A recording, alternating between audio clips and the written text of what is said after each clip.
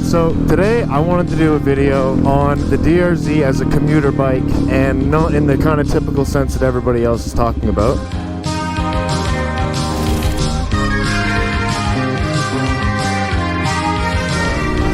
You don't have to search very far to find somebody online that says that this is the best city bike ever. Everybody's talking about it, right? But how many people live 45 minutes outside of a major city, want to commute every day, and are kind of still looking into what type of bike it is that they want to buy? Now, as you can probably tell right now, I'm definitely not in the city. I live about a 45-minute drive outside of Ottawa, and I make this commute most days a week. When I can, I take the DRZ because Canadian summers fly by, and then it's back to 6 months of just... The DRZ-400 is attractive to buyers for a ton of reasons. It's cheap, it's reliable, you can find them everywhere, it's fun, it's cool looking, whatever. But how good is it getting into town every day, not once or twice, just like a reliable commuter bike?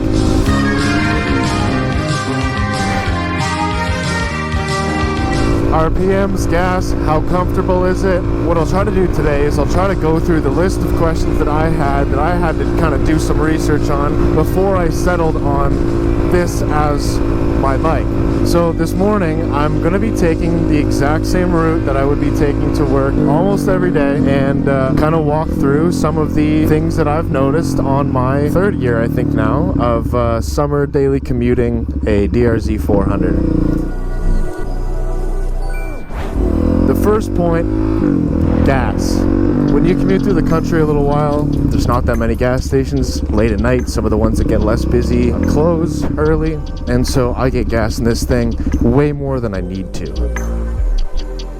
Oh, of course the tap's not working. I go to a new pump. As far as motorcycles in general are on gas, yes, it's good compared to a car, but this thing is still a bit of a pig. It's not a huge gas tank on it, so kind of when I pass one of these stations on my commute and then the rest of the drive is farm fields, I do spend a lot of time at the pump putting $5 or $6 in this thing. Obviously this is Canadian. None of my speed or liters or dollars will make any sense. You know what, I could probably convert those to freedom units. I'll try to do that.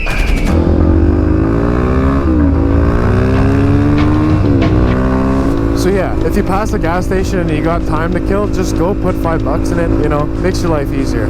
I run out of gas in this thing all the time. It's not the end of the world. Most of the time you can flip the thing to reserve and get to a station, but it's better safe than sorry. Now, on to point number 2. Highway versus backway. Okay, what's better? What's more enjoyable? Where does the bike like to be at? What do I like to be at when it's a windy day? My answer is kind of simple with that. Highway, short bursts here and there, totally fine. I take this on the highway. If there's a part of my city rip that I have to get on the highway and get off, whatever, that's fine. I don't like doing it every day. I find these bikes are really happy, I'm assuming this is accurate, between 100, 110-ish kilometers an hour. Anything less than that, it's like you're gonna take 2 hours to get anywhere. Anything more than that, it's like I find the bikes kind of, like the RPMs get up there a little bit, and it's just not as enjoyable of an experience. I don't think it's gonna break the bike. I don't think it's amazing for it super long term, just constant high RPM. The other point of why I don't take the highway that much is because the pace on the stretch of highway that I take is often around 140, which this thing cannot do. To be dead honest, I don't feel like having some come up behind me on his phone and hitting me on the highway. So even though I enjoy the back way, I'm gonna hop on the highway up here and kind of show you guys good speed, what the RPMs sound like, whatever.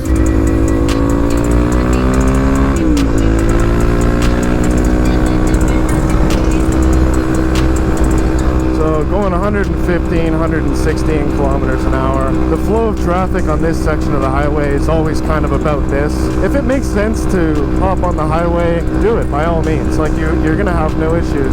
It's super comfortable, the RPMs aren't too high, it's not particularly windy, whatever. If I keep going down this stretch of highway, it gets to just 2 lanes and it's not really in town, and then everybody's going 140, 150, whatever.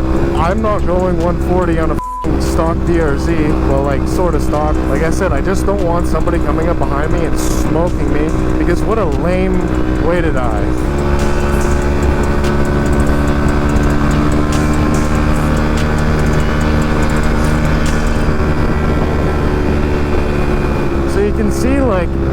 that speed, and I'm not going much faster than the pace of traffic, but you can certainly see that it is revving out a bit. Like, I think this tops out in stock gearing close to like 160-ish.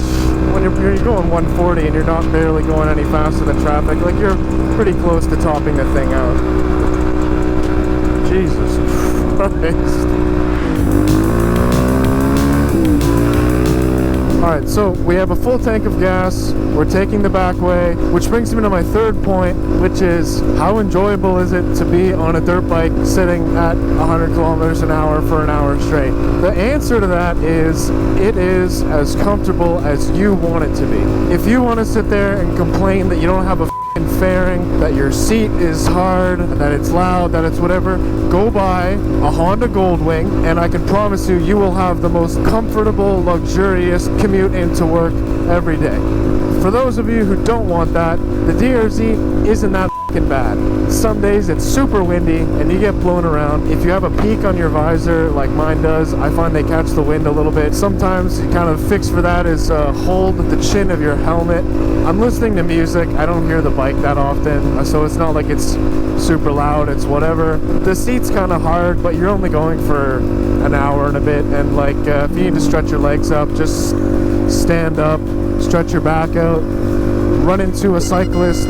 I have my handlebars on risers right now. This made a huge difference in how comfortable it is and my posture for my back. It also made a huge difference in how good your wheelie geometry feels, so I highly recommend getting a riser like this.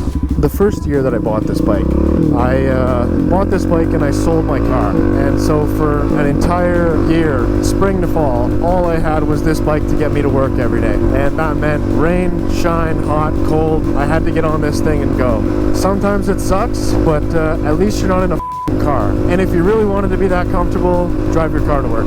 I've ridden this thing through insane thunderstorms. You know what, every single time I thought to myself, at least I'm not in a car. At least I've got my DRZ. I'm becoming a better rider. So the moral of the story with this point is that sometimes may be good, sometimes may be shit.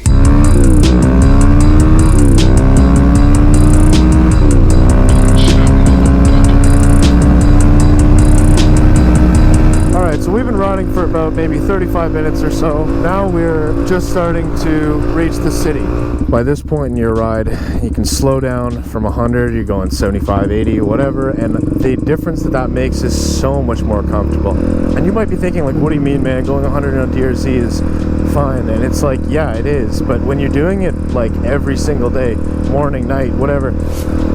Okay, so key takeaways so far: fill your gas, take the back way, enjoy your ride whether it kind of sucks or not. Have a good mindset and you'll be fine.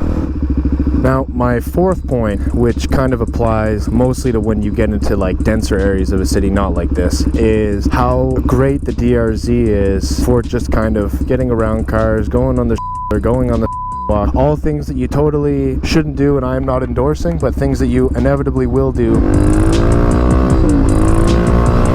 Sometimes here, right at this spot in the mornings, I'll try and find a clip. Traffic backs up a little bit, and we got places to be, man. And sometimes, you know, like you want to get around traffic, like you hop up on the sidewalk a little bit, and you know, like that's kind of the point of these bikes. All right, so all that being said, this is a brand new channel. I have 0 subscribers at the time that I'm filming this video. So if you enjoyed this video, please like and subscribe. I'd like to see where this goes and kind of make more content. If you have any questions at all about anything that I talked about in this video or didn't talk about, leave them down below, and I promise I will get back to you. I will respond to every single question and every single comment about DRZs. Disclaimer,